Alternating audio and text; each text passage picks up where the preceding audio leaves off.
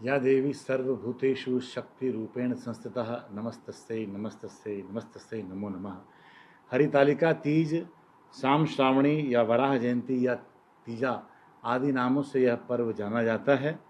यह पर्व 9 सितंबर गुरुवार के दिन 2021 को मनाया जाएगा। भाद्रपद शुक्ल पक्ष की तृतीया तिथि पड़ेगी इस दिन। यह जो तिथि है यह 8 सितंबर बुधवार की रात्रि 2:33 से लेकर के अगले दिन 9 सितंबर को रात्रि 12:18 तक के तीज का जो पर्व है वो रहेगा। और 10 तारीख को यानी गणेश चतुर्थी के दिन इसका पारण होगा। इस व्रत को खोला जाएगा। ये जो व्रत है सभी माताएं और बहनें अपने पति की लंबी उम्र की कामना के लिए करती हैं। यह सनातन परंपरा का एक बहुत ही महत्वपूर्ण अंग है। शिव परिवार एक बहुत ही महत्वपूर्ण कड़ी माने जाते हैं हमारी सनातन परंपरा के। शिव की भक्ति का पूरा संपूर्ण सावन माह रहता है। तत्पश्चात गणेश पक्ष के 15 दिन 11 दिन आते हैं।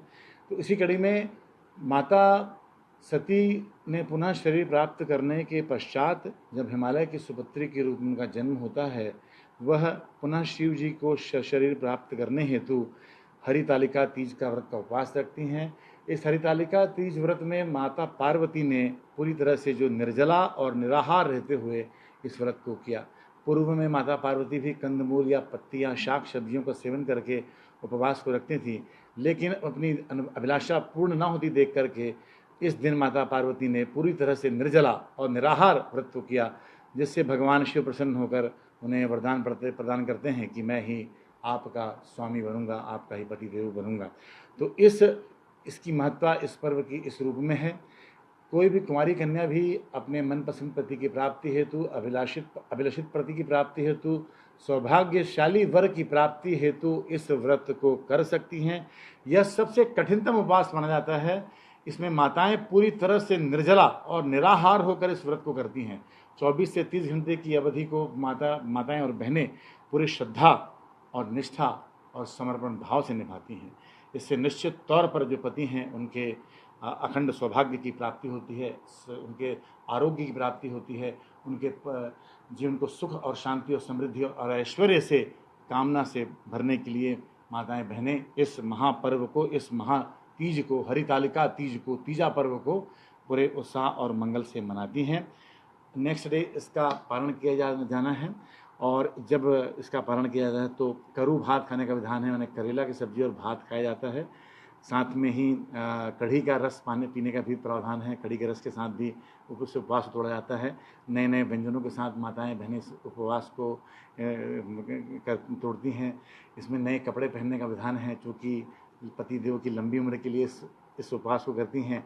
तो पति भी अपनी श्रद्धा और खुशी से अपनी धर्मपत्नियों को महंगी साड़ियाँ, अच्छी साड़ियाँ, आकर्षक साड़ियाँ प्रदान करते हैं। यहाँ पर इसके पश्चात चतुर्थी के दिन अपने साथ संगी सहेलियों के यहाँ जाने का विधान है। अपने परिचितों रिश्तेदारों के यहाँ लोग जाते हैं और अन्न आदि भोजन करते हैं। स्वाग गीत गाने का विधान है, गायन का विधान है।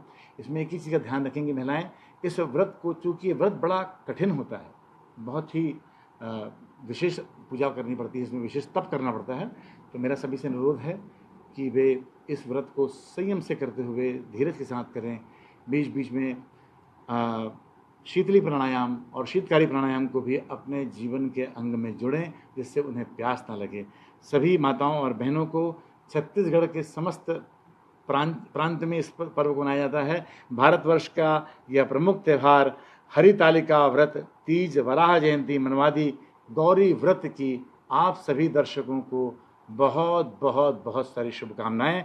9 तारीख गुरुवार के दिन यह तीज का जो पर्व है हम पूरे भारतवर्ष में मनाएंगे। धन्यवाद।